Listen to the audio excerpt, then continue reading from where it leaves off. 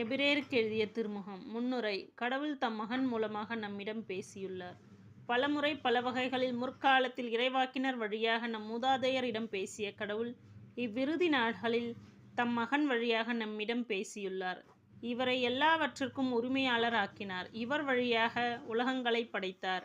கடவுளுடைய மாட்சிமையின் சுடரொளியாகவும் அவருடைய இயல்பின் அச்சுப்பதிவாகவும் விளங்கும் இவர் தம் வல்லமை மிக்க சொல்லால் எல்லாவற்றையும் தாங்கி நடத்துகிறார்.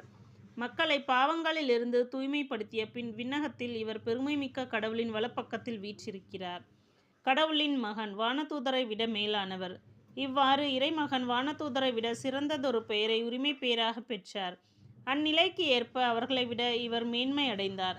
ஏனெனில் கடவுள் வானதூதர் எவரிடமாவது, நீ என் மைந்தர், இன்று நான் உம்மை பெற்றெடுத்தேன் என்றும், நான் அவருக்கு தந்தையாயிருப்பேன், அவர் எனக்கு மகனாயிருப்பார் என்றும் எப்போதாவது கூறியதுண்டா?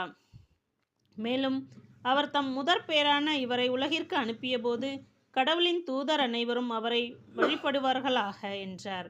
வானதூதரை குறித்து அவர் தம் தூதரை காற்றுகளாகவும் தம் பணியாளரை தீப்பிழம்புகளாகவும் செய்கிறார் என்றார். தம் மகனை குறித்து, இறைவனே, என்றும் உள்ளது உமது அரியணை, உம் ஆட்சியின் செங்கோல் வளையாத செங்கோல், நீதியே உமது விருப்பம், அநீதி உமக்கு வெறுப்பு. எனவே கடவுள் உமக்கே உரிய கடவுள் மகிழ்ச்சியின் நெய்யால் உம்மீது அருள்பொழிவு செய்து அரச தோழரினும் மேலாய் உயர்த்தினார் என்றார். மீண்டும், ஆண்டவரே, நீர் தொடக்கத்தில் பூவுலகுக்கு அடித்தளமிட்டீர். விண்ணுலகம் உமது கைவினை பொருளன்றோ? அவையோ அழிந்துவிடும், நீரோ நிலைத்திருப்பீர்.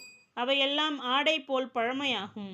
போர்வையைப் போல் அவற்றை நீர் சுருட்டி விடுவீர், ஆடையைப் போல் அவற்றை மாற்றி விடுவீர். நீரோ மாறாதவர், உமது காலமும் முடிவற்றது என்றார் அவர். மேலும் கடவுள் வானதூதர் எவரிடமாவது எப்போதாவது, நான் உம் பகைவரை உமக்கு கால்மனை ஆக்கும் வரை நீர் என் வலப்பக்கம் வீற்றிரும் என்று கூறியதுண்டா? அவர்கள் அனைவரும் ஊழியம் புரியும் ஆவிகள் அல்லவா?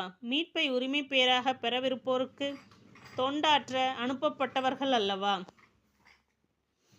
ஒப்பற்ற மீட்பு. எனவே நாம் கேட்டறிந்த செய்தியினின்று வழுவிடாதவாக்குமாறு மிகவும் எச்சரிக்கையாக இருக்க வேண்டும். ஏனெனில் வானதூதர் வழி எடுத்துரைக்கப்பட்ட செய்தி உறுதியாயிருந்தது. அதை மீறிய எவரும், அதற்கு கீழ்ப்படியாத எவரும் தகுந்த தண்டனை பெற்றனர். அவ்வாறு இருக்க இத்தகைய ஒப்பற்ற மீட்பை பற்றி நாம் அக்கறையற்றிருப்போமானால் தண்டனையிலிருந்து எப்படி தப்ப முடியும்? இம்மீட்பு செய்தி முதல் அறிவித்தவர் ஆண்டவரே. இதை கேட்டவர்களும் இதனை நமக்கு உறுதிப்படுத்தியுள்ளனர். கடவுளும் அடையாளங்கள், அருஞ்செயல்கள், பல்வேறு வல்ல செயல்கள் மூலமாகவும் தம் திருவுளப்படி தூய ஆவியின் கொடைகளை